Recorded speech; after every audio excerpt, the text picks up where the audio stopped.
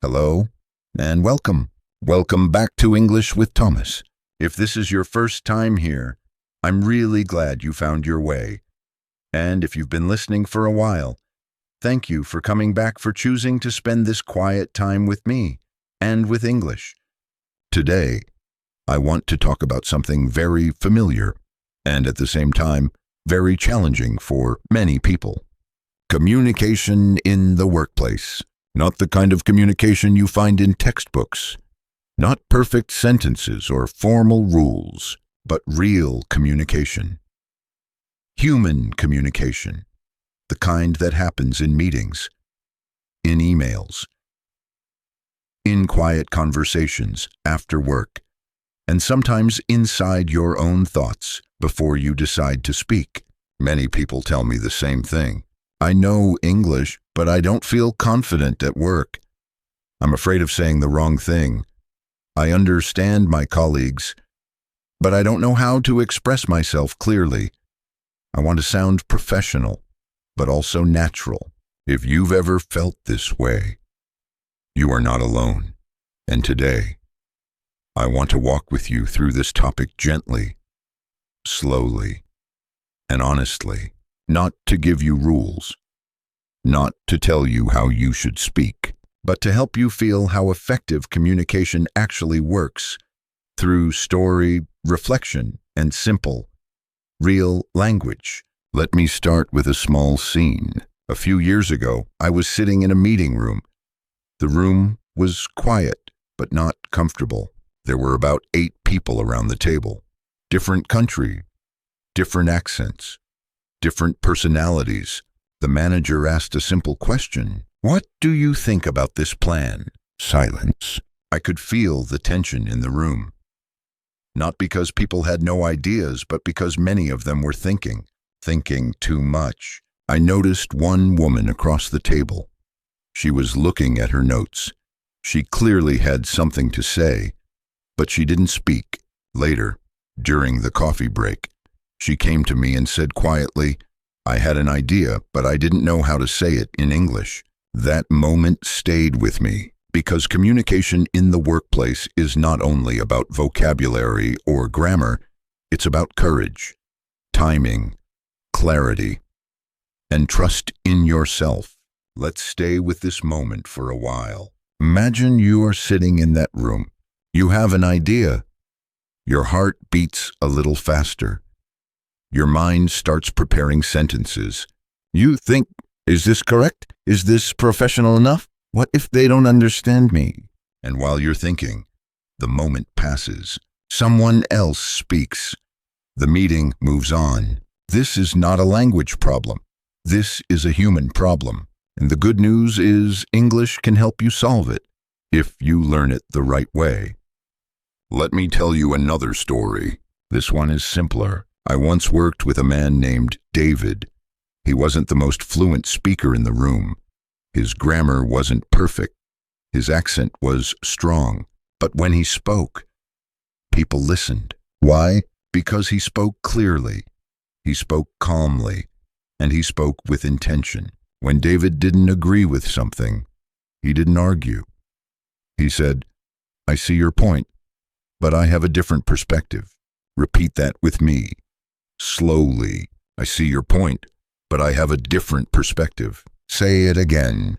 "I see your point, but I have a different perspective." This sentence is powerful, not because it's complex, but because it's respectful. In the workplace, effective communication often begins with respect. Respect for other ideas, respect for time, respect for yourself.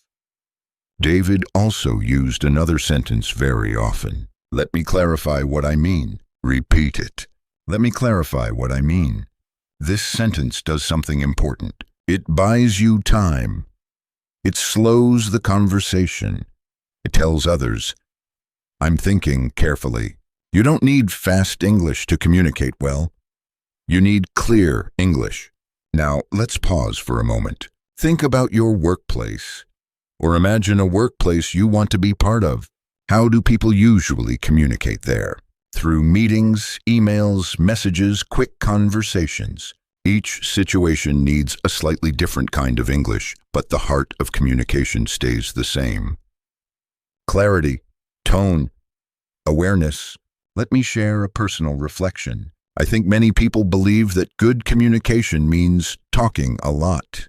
But in my experience, it often means talking less and choosing words more carefully.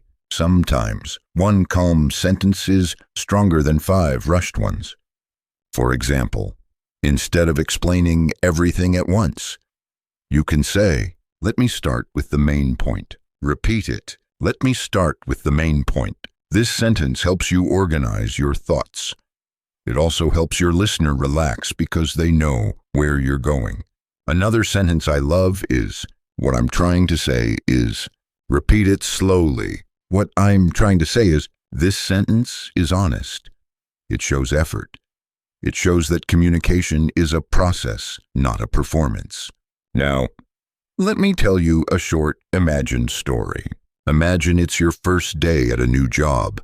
You walk into the office. The air smells like coffee and something unfamiliar.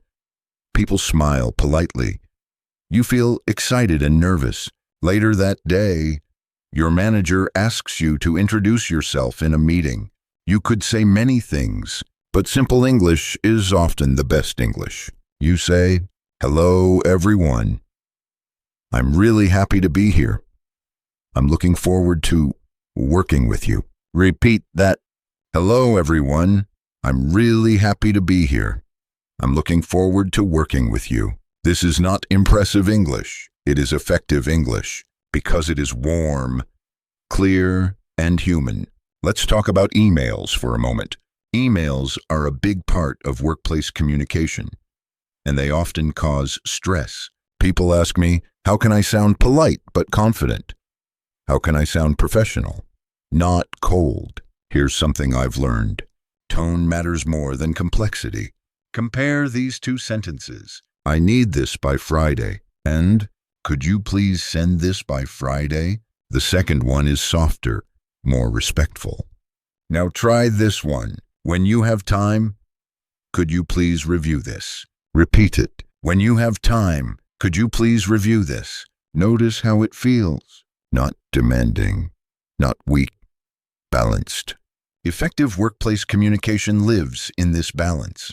Let me reflect with you for a moment. Sometimes people think that speaking politely makes them sound less confident. But true confidence is calm. It doesn't rush. It doesn't push. It knows its value. And when you learn English with awareness, you begin to feel this confidence not only in language, but in life. Now, let's move back to spoken communication. Meetings. Meetings are where many people feel invisible. They listen, they understand, but they don't speak.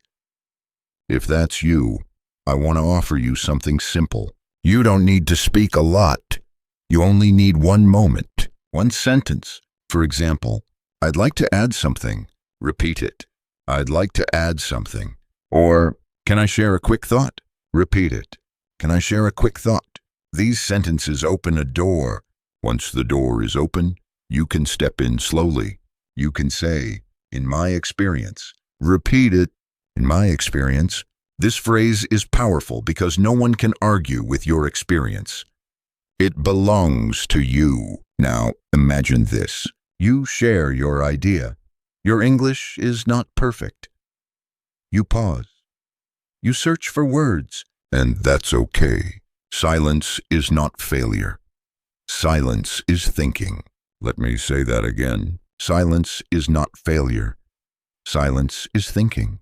In many cultures, silence is respected. And in English communication, silence can be a tool if you allow it. You can say, "Let me think for a moment." Repeat it. "Let me think for a moment." This sentence gives you permission to slow down. Now, I want to gently guide you into a deeper reflection. When you communicate at work, what are you really trying to do? Are you trying to impress, or are you trying to connect? Are you trying to be perfect, or are you trying to be understood? I think effective communication begins when we choose understanding over perfection. Let me share another real moment. I once made a mistake in a meeting. I used the wrong word. People looked confused. I felt my face get warm. Instead of panicking, I smiled and said, "Sorry.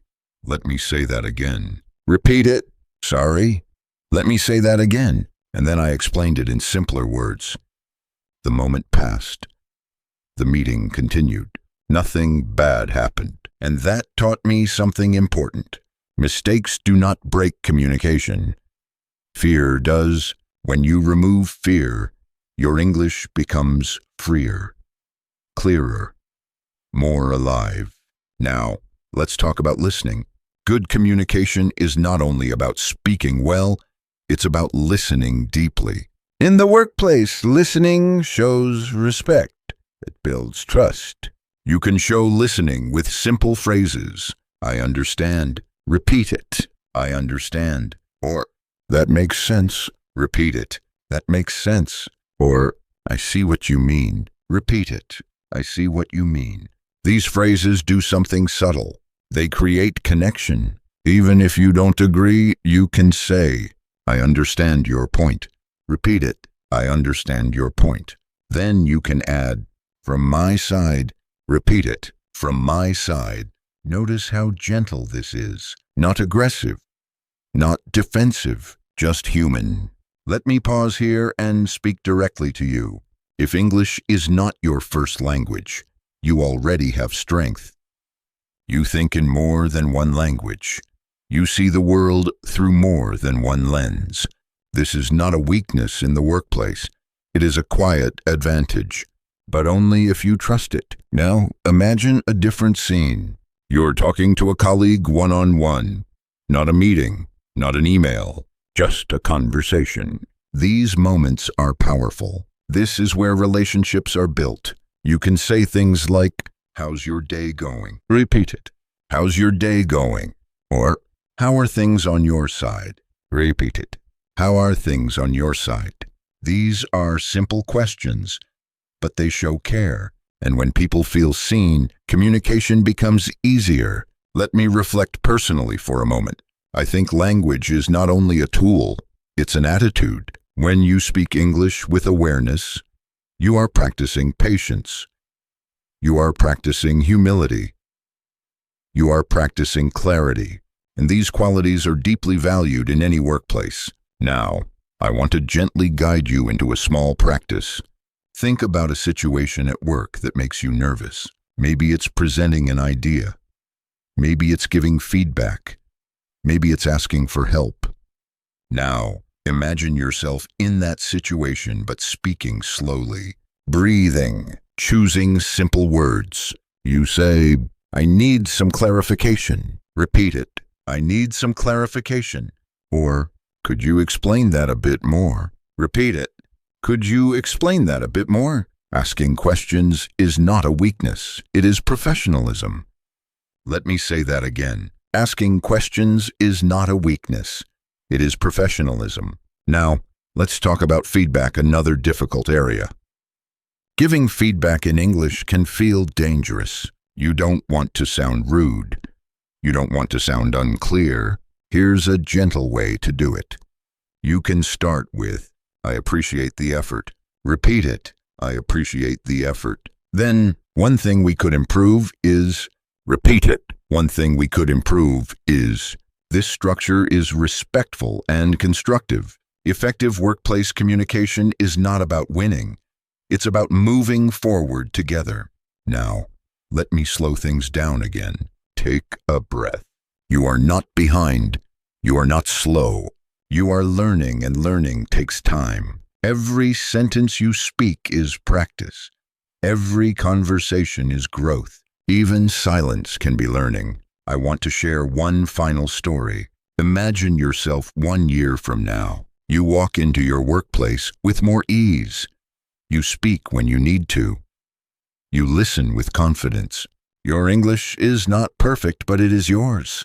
You trust it, and because you trust it, others do too. This future is not created by memorizing rules. It is created by moments like this, quiet, reflective, human moments with language. As we come to the end of today's episode, I want you to remember this. You are not just learning English for work. You are learning how to express your thoughts, your values, and your presence in the world. When you speak at work, you are not just exchanging information. You are building relationships. You are shaping understanding. And every time you choose clarity over fear, you grow as a communicator and as a person. Thank you for being here with me today. Thank you for listening and for trusting yourself enough to keep learning. And before we truly part, I want to stay with you a little longer because there is still something important we have not touched deeply enough. Communication in the workplace is not only about what happens when you speak to others, it is also about what happens inside you before you speak. That quiet moment, that internal conversation. The moment when you decide whether to raise your hand, send the email, ask the question, or stay silent. Many people think confidence is something loud, something visible, something bold. But real confidence is often very quiet. It sounds like this inside your mind. It's okay. I can say this simply. I don't need perfect words. I just need honest ones. Let me tell you about a moment when I learned this myself. I was once asked to give feedback to someone senior to me, someone with more experience, someone who spoke English better than I did. I prepared sentences in my head again and again. I rewrote them. I simplified them. I complicated them. And then, when the moment came, I felt my throat tighten. So I did something different. I stopped trying to sound smart. I said, I want to be honest with you. Repeat it. I want to be honest with you. Then I said, this is how I see the situation. Repeat it. This is how I see the situation. That was it. No fancy language. No long explanation. And something unexpected happened. The other person relaxed. Because honesty is easy to understand. Even when the English is simple, sometimes we forget that communication is a shared responsibility. It is not only your job to be perfect, it is everyone's job to understand. Now, let's talk about one small word that can change everything at work. The word because when you give a reason, people listen more openly. For example, I suggest we change the plan because it will save time. Repeat it. I suggest we change the plan because it will save time. Or, I can't finish this today because I need more information. Repeat it. I can't finish this today because I need more information. This word builds bridges. It turns a statement into a conversation.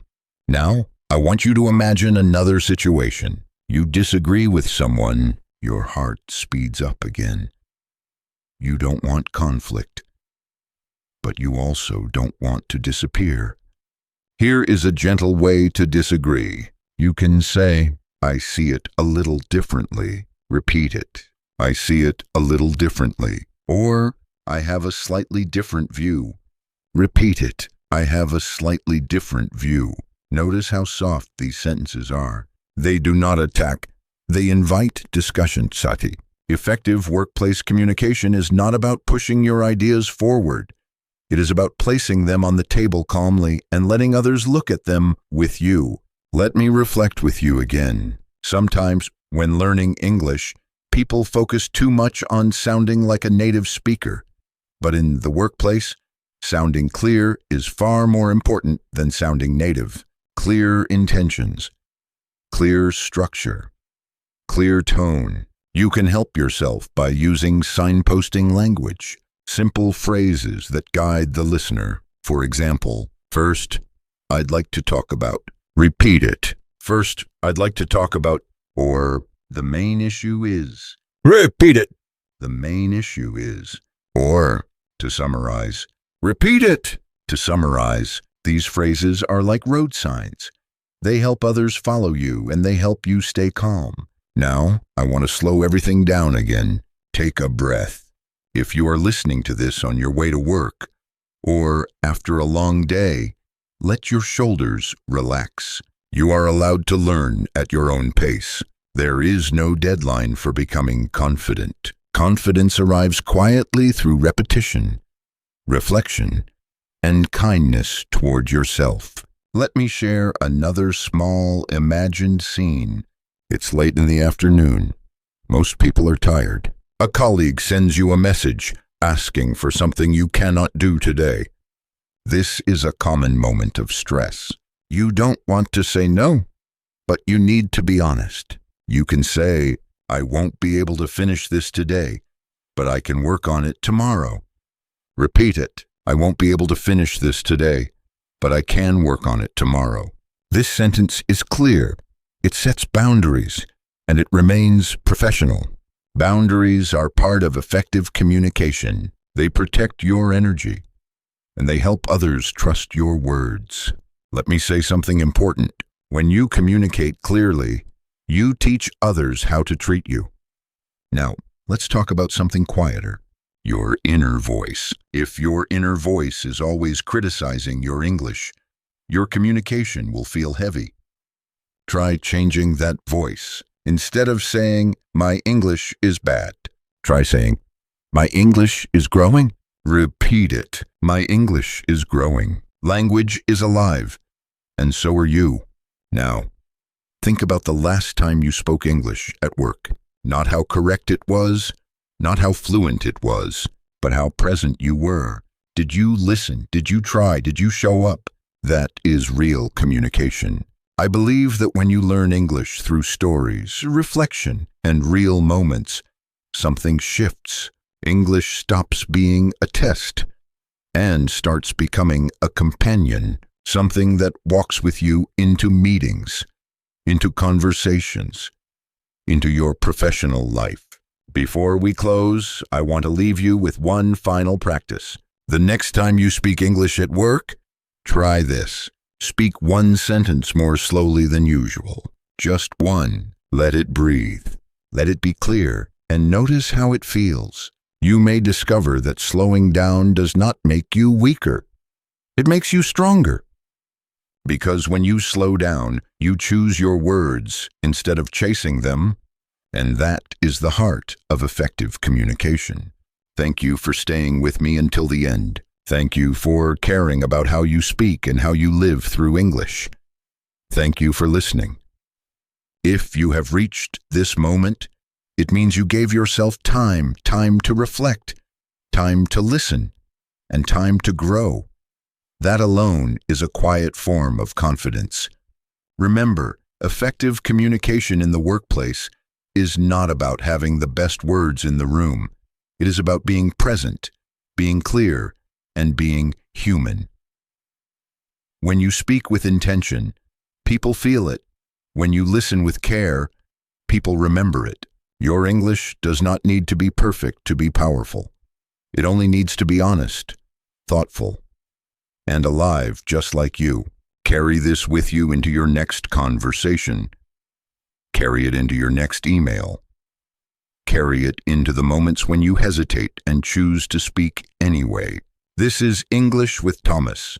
I'm Thomas. Keep speaking, keep growing, and keep trusting yourself.